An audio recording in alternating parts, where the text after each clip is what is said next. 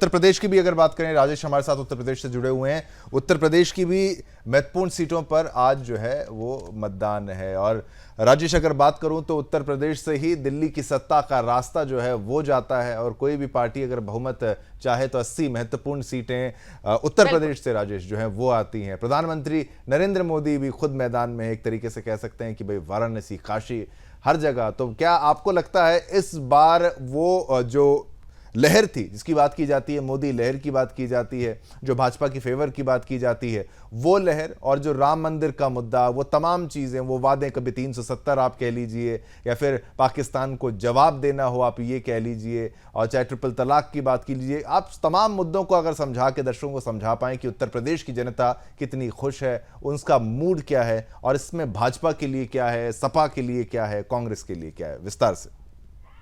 जी बिल्कुल शुभम, जैसे बताना चाहेंगे कि प्रधानमंत्री नरेंद्र मोदी खुद चुनावी मैदान में था। बिल्कुल। पूर्वांचल का जो मेन केंद्र है वो काशी है, और इस काशी से जितने हिंदी भाषी क्षेत्र होते हैं उन सभी क्षेत्रों पर उसका प्रभाव पड़ता है। और दिल्ली की जो सत्ता का जो सिंहासन है इसी हिंदी भाषी क्षेत्रों से, खासतौर से यूपी के 80 सीटों से होकर गुजरता है, जहां यूपी की जनता 80 सीटों में जो सर्वाधिक जिस सीटें जिसको देती है वो कहीं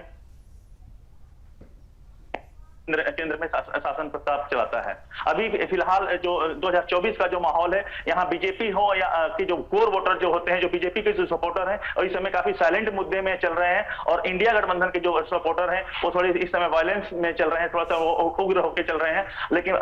यहाँ पे जो आपने बात कर रही थी, राम मंदिर का मुद्दा हो, 370 का मुद्दा हो, ट्रिपल तलाक का मुद्दा, इन मुद्दों पर कहीं ना कहीं जनता पूरी तरह से बीजेपी के साथ है, नरेंद्र मोदी के साथ है, और बहुत उग्र होकर